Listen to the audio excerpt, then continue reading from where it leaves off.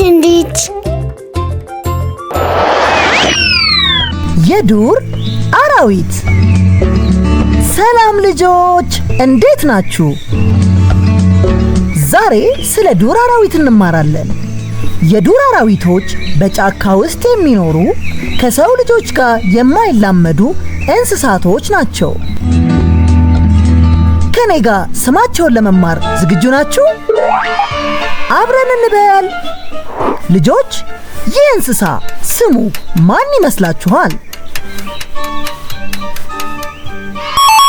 በትክክል ተመልሷል።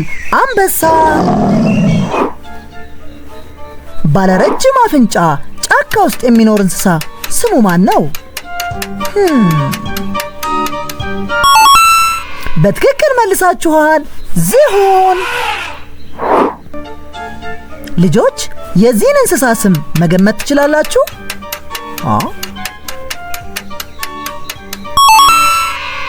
ነብር። ይህ እንስሳ ስሙ ማን ይመስላችኋል?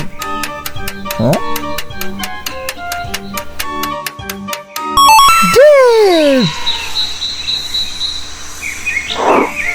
ይህችን ብልጥ እንስሳ መገመት ትችላላችሁ?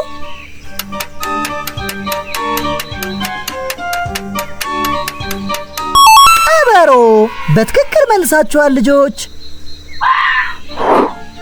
አንገተ ረጅሟ ወፍ ስሟ ማን ነው?